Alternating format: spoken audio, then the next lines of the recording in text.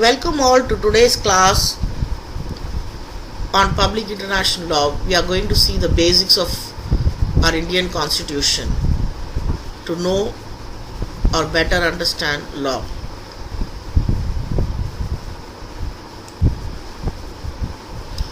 We well know that the Indian Constitution is a written constitution, even though we have adopted from the various other nations the important parts. The colonial influence of UK, where they have an unwritten constitution, ours is a written constitution which is long and it has 395 articles, 12 schedules, and it is divided into 22 parts. Till date, more than 104 amendments have been made into it.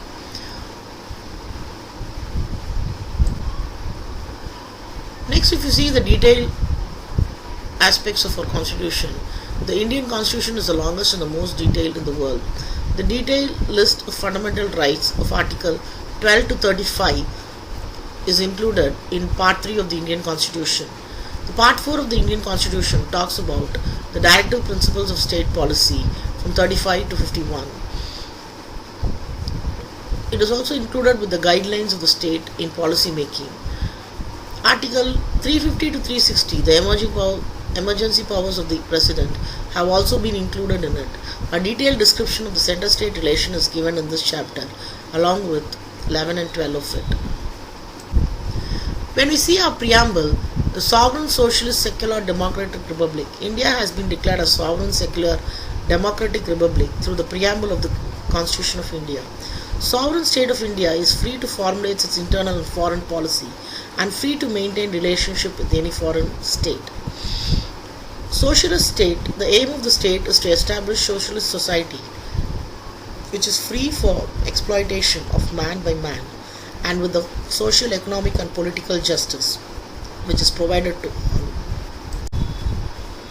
When you see secular state, India is a secular nation. The state has no religion of its own. It does not discriminate against any religion by imposing restriction upon it. The tolerance towards other religion is a unique feature of India. When you see democratic state, the preamble also declares India to be a democratic state in which the supreme power rests in the hand of the people. We always say it is by the people, for the people and of the people. A republic, the President of India is elected for a fixed term by an indirect vote of the people.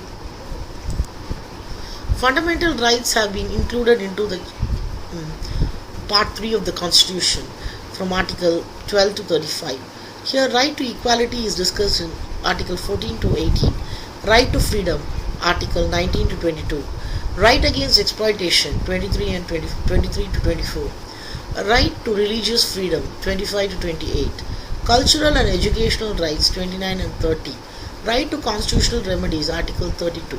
One should not forget that this Article 32 is a judicial remedy which gives rise when the fundamental right guaranteed rights are abridged or abrogated, then the citizen can go before the Supreme Court to get a legal remedy. So this is a very important aspect of fundamental rights. And the next is, one should not forget that the reservation said here in fundamental rights is for a period of 10 years, but later it was extended. Right to property, an ordinary right. Till 1979, right to property was included in the list of fundamental rights. Through 44th Amendment, it has been made an ordinary right, and it is in Article 300A, it has been included in the Indian Constitution. Fix the size of Council of Ministers. Here the Council of Ministers is always to assist the Chief Ministers and the Prime Minister. Here if you see, the amendment of the size of the Council of Ministers for both the central and the state has been fixed, and now it can not be more than 15% of the total strength of the lower house of the parliament in the center and the state legislature in the states. In case of the strength of the legislative assembly in the state is 60 or less than that, then the maximum number of ministers will be 12, which will include the chief minister. Federal in form, unitary in spirit. The Constitution of India provides for a centralized federalism. There is no doubt that the federal system has been adopted in India, but keeping in mind certain special situations, the center is made more powerful and strong. One should also note that Part 9 of the Indian Constitution, Article 243, is a best example for this, along with the 11th and the 12th schedule. Federal features in Indian Constitution is the written Constitution. It is not very rigid or very flexible. Supremacy of the Constitution, division of subjects, independent judiciary. Rigid as well as flexible Constitution. Indian Constitution is neither rigid as the Constitution of USA nor flexible as the Constitution of Great Britain. Under Article 368 of the Constitution, some of the articles of the Constitution can be amended by the Union Parliament by passing a resolution with two-thirds majority of the members present and voting, an absolute majority of total members.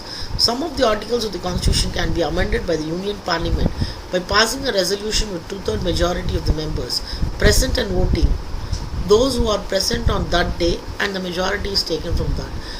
About majority of the total members and approval of half the state legislatures.